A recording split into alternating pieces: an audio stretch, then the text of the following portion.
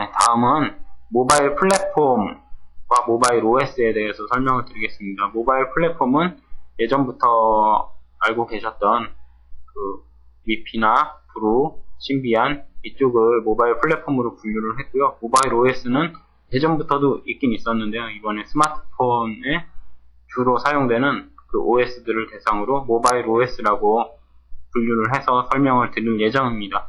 일단 모바일 플랫폼, 전체적인 모바일 플랫폼이 무엇인지에 대해서 설명을 좀 드리겠습니다.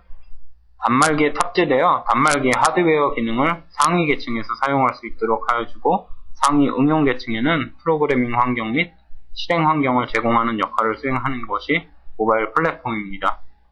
CDMA 진영에서는 운영체제와 구분되어 사용하기도 하고요. 그러니까 핸드폰에서는 운영체제랑 따로 구별이 돼서 사용되기도 하고, 단말기 하드웨어의 성능이 향상되고 다양한 기능이 요구되면서 운영체제로부터 애플리케이션 프레임워크까지의 모든 소프트웨어를 일컫는 말로 현재는 사용이 되고 있습니다. 휴대단말에 탑재된 운영체제와 플랫폼을 구별하기도 하죠. 근데 범용 운영체제, 제너럴 OS가 사용되면서 운영체제부터 애플리케이션 프레임워크까지 모든 소프트웨어를 일컫는 말로 사용되고 있습니다. 기존의 모바일 플랫폼인 위피, 브루, J2M이 신비안 등이 있었고요. 최근 2007년부터 애플의 새로운 스마트폰인 아이폰과 구글의 새로운 플랫폼인 안드로이드가 등장하여 모바일 플랫폼 경쟁은 더욱 심화되고 있습니다. 모바일 소프트웨어 플랫폼 중에 위피에 대해서 설명을 드리겠습니다. 위피는 무선 인터넷 환경을 위한 플랫폼으로서 과거 국내 이동통신사별로 GVM, SKVM, 맵, 브루, CLDC, MIDP 등으로 분화되어 있던 다양한 모바일 플랫폼을 하나로 표준화한 무선 인터넷 표준 플랫폼이죠. 이동통신 사업자, 단말기 제조사, 그리고 플랫폼 개발 업체들이 중심이 되어 만든 공개 표준이고요. 소스 레벨의 호환성을 지향하죠. 그래서 한번 짜면은 이러한 아까 위에서 말씀드렸던 플랫폼이 GVM, SKVM 등등에서 하나의 프로그램만 짜면은 이런 여러 플랫폼에서 다 동작을 할 수 있게 하려는 게 목표였고요. 플랫폼 표준화를 통해서 콘텐츠 제작 업체의 부담을 줄였고요. 이동통신 사업자들도 다양한 콘텐츠를 빠르게 사용자들에게 제공할 수 있게 됐습니다. 오른쪽에 보시는 위피 플랫폼 구조도를 보시면은 하드웨어가 있고요. 이 하드웨어를 추상화시켜주는 핸드셋, 하드웨어 어댑테이션 레이어인 PAL이 있습니다. 그리고 위피의 런타임 엔진이 있고요. 이 위에 API들, 이런 응용들이 이용을 하겠죠. 그리고 다이나믹 컴포넌트, 이거는 보안이라든지 별도의 기능들을 추가적으로 설치할 수 있는 것들이고요. 그리고 여러 레이어에 걸쳐서 API 매니저가 존재하고요. 이 위에 보시는 것들은 다 어플리케이션들입니다. 다시 한번 설명을 보시면 핸드셋 소프트웨어 위에 HAL 계층이 있어서 핸드셋 소프트웨어와 위피 플랫폼의 포팅을 지원하고요. HAL 계층은 다양한 핸드셋 환경에서도 HAL이 요구하는 기본적인 API만 충족시키면 위피를 탑재할 수 있도록 합니다. 위피 런타임 엔진은 바이너리로 컴파일된 위피 컨텐츠를 동작시키는 주체로서 응용 프로그램을 실행시키고 관리합니다. 다음은 브루입니다. 브루는 퀄컴에서 만든 거죠. 핸드셋용 응용 프로그램 개발을 위한 표준 개발 환경을 제공하고요. 브루의 특징은 퀄컴에서 개발한 플랫폼으로 빠른 개발 주기와 기능 개선과 확장이 빠릅니다. 하위 운영체제의 소프트웨어에 대한 지식 없이 브루에서 제공하는 풍부한 API를 쉽게 응용 프로그램이 가능합니다. 이건 위피도 다 마찬가지예요. 브루 응용 프로그램은 바이너리로 동작하므로 빠른 실행이 가능하고요. 브루는 핸드셋에서 데스크톱과 유사한 환경을 제공하여 사용과 개발이 용이합니다. 다른 윈도우 시스템들과 같이 이벤트에 기반한 구조를 가지고 있고, C 언어를 통해 개발하며 개발사 및 제조사에 의해 부족한 기능을 확장할 수 있는 등의 풍부한 편의를 제공하고 있습니다. 브루도 마찬가지로 HAL이라는 게 있죠. 그리고 C 언어를 통해 개발한다. 이런 게 좀 특징이 되고요. 위피는 자바도 되고 C도 되고 다양한 게 지원이 됩니다. 그리고 이번에는 스마트폰용의 모바일 플랫폼 고려사항이 어떻게 어떻게 보면 하드웨어 측면인데요. 이 스마트폰용 모바일 플랫폼은 이래야 된다. 스마트폰용 모바일 플랫폼이 되기 위해서는 이런 게 필요하다라는 것을 이번 장하고 다음 장에서 좀 설명을 드리고자 합니다. 일단 프로세서 구조인데요. 듀얼 프로세스 구조입니다.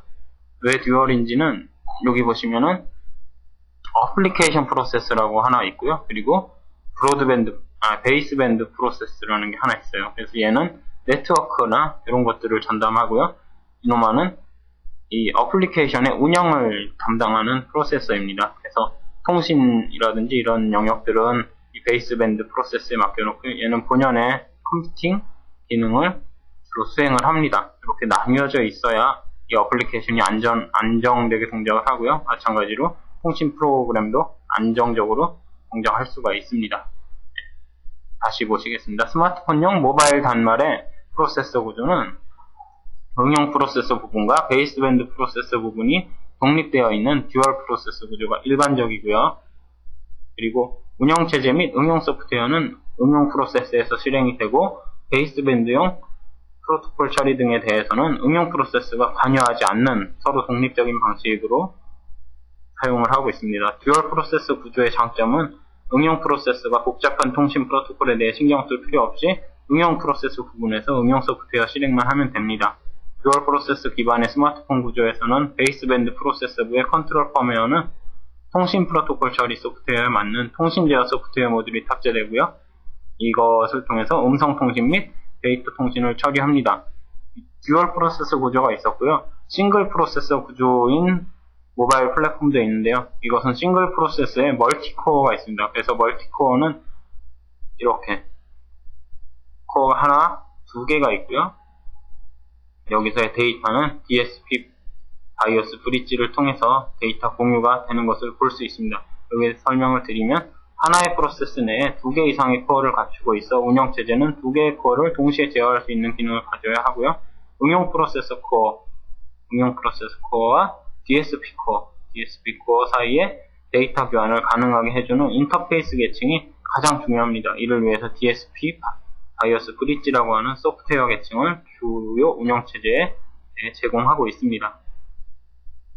다음으로는 시스템 지원 기술입니다. 모바일 플랫폼이 되려면 이러이러한 것들이 지원돼야 한다.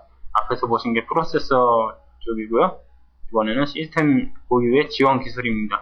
먼저 전력 관리 기술이 필요한데요. 모바일 단말에서 전력 소모를 줄이기 위한 방안으로 소프트웨어 수준에서의 전력 관리 기술이 제공돼야 하고요. 동적 CPU 클럭 속도 변경이나 동적인 운용 전압 변경 등과 같은 기술이 적용돼야 됩니다. 그러니까 슬립 모드를 확실하게 지원해줘서 배터리 소모를 최소화하자 이 얘기를 하고 보시면 되고요. 패스트 부트는 부팅이 빨리 돼야 된다라는 이야기죠. 단말의 부팅 시간에 영향을 주는 요소는 실행 메모리의 속도, 파일 시스템의 구성, 부팅에 필요한 시스템 응용들의 실행 속도, 부팅에 필요한 시스템 응용들의 실행 순서 등이 있는데요. 이걸 빨리 하기 위해서는 커널, XIP 기술 등을 개선하여 지원하고 있습니다. XIP는 조직응용 기출로 나왔던 문제죠. 플래시 메모리에서 응용 프로그램을 직접 실행하는 방법이고요. 응용 프로그램 바이너리를 DRAM인데요. DRAM으로 복사하는 오버헤드를 없애고 전력 소모를 줄일 수 있다는 장점을 가집니다. 단 XIP 사용을 위해서는 파일 시스템 내에 응용 프로그램의 바이너리가 순차적으로 저장되어 있어야 하기 때문에 별도의 파일 시스템을 요구합니다. 그리고 멀티미디어 처리 기능이 요구되는데요. MP3, DMB, 음성 및 동영상 캡처가 지원되어야 합니다. 그리고 OOM 처리가 필요한데요. OOM이란 잔여 메모리 용량이 지극히 부족한 상황을 의미하고요. 휴대 단말기에서는 이러한 상황을 특별하게 처리해야 합니다. 메모리 없는데 다 쓰면은 다음에 다시 킬 때 동작을 안 하는 경우도 발생을 하잖아요. 이런 것들을 막기 위해서 필요하고요. 또 모바일 플랫폼은 메모리가 크지 않기 때문에 금세 이 메모리가 꽉 차게 됩니다. 잔여 메모리 용량이 부족하여 새로운 프로세스 진행이 불가능할 경우에는 이미 실행 중인 프로세스 중 중요도가 낮은 프로세스를 골라 실행을 중지시키고 잔여 메모리를 확보한 후에 새로운 작업을 개시해야 합니다. 그리고 GUI 플랫폼 및 미들웨어를 지원해야 하는데요. 통신 상황, 배터리 상황 정보와 같은 시스템 정보를 수집하고 보여주는 GUI 시스템 메커니즘이 필요합니다. 그러니까 핸드폰 켰을 때 지금 뭐 안테나가 몇 개고 배터리가 얼만큼 남아있고 이런 것들을 보여주기 위한 GUI 시스템이 필요하다 얘기고요. 다양한 이동통신 서비스를 지원하기 위해서 풍부한 미드웨어도 제공이 돼야 됩니다. 이제 모바일 운영체제라고 하는 걸 설명드리겠는데요. 이것은 스마트폰의 운영체제라고 좀 이해를 해주셨으면 좋겠습니다. OS는 프로세서 기반 기기를 실행하는 일반적인 OS 얘기인데요.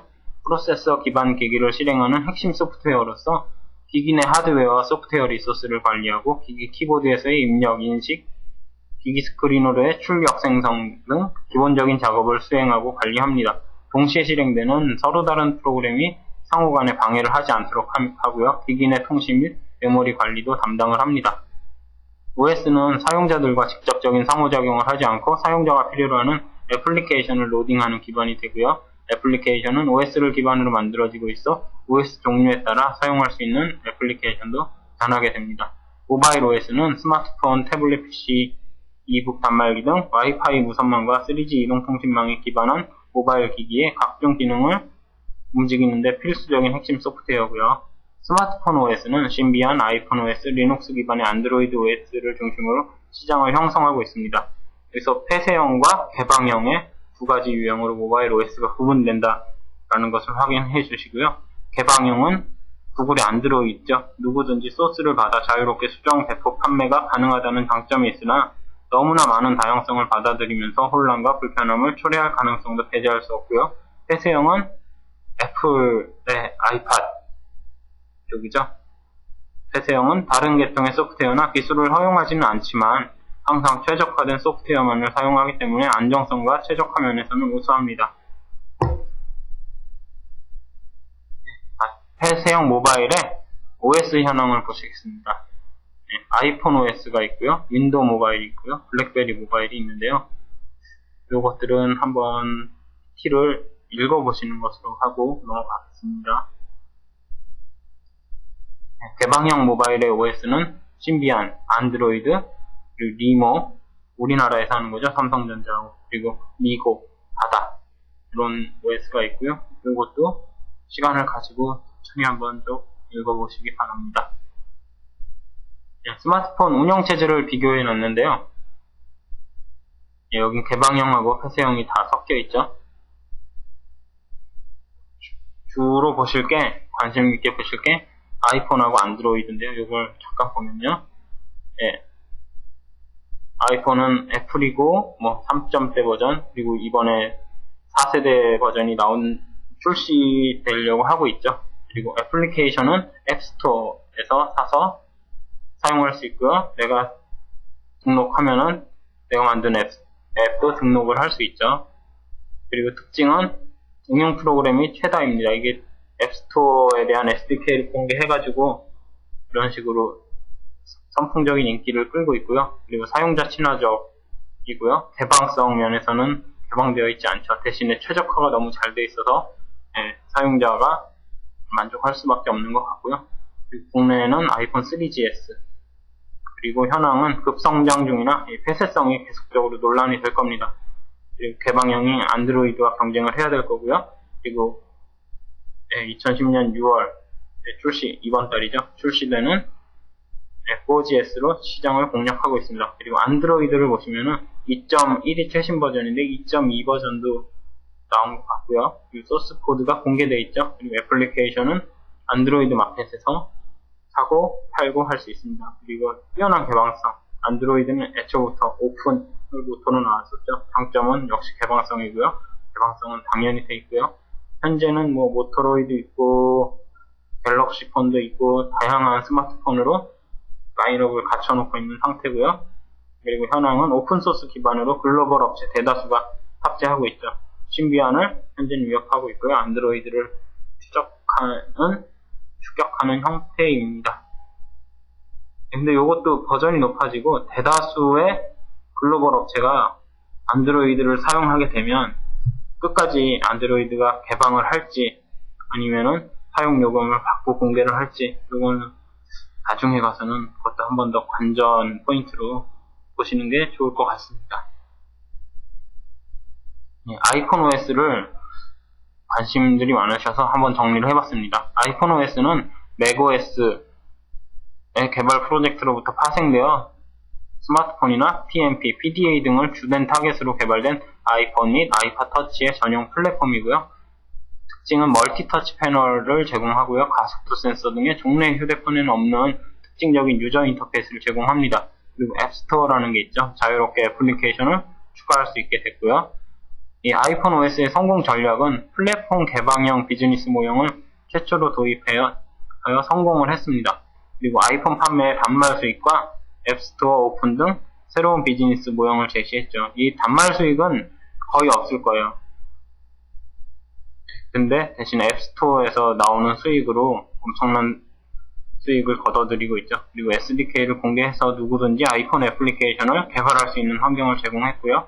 애플리케이션 개발자에게 수익의 70%를 분배하여 개발자 및 사용자의 참여를 촉진하고 있고요. 애플의 주력 상품인 아이팟, 아이폰, 아이패드의 판매 확대로 연계시키는 선순환 구조를 형성하고 있습니다.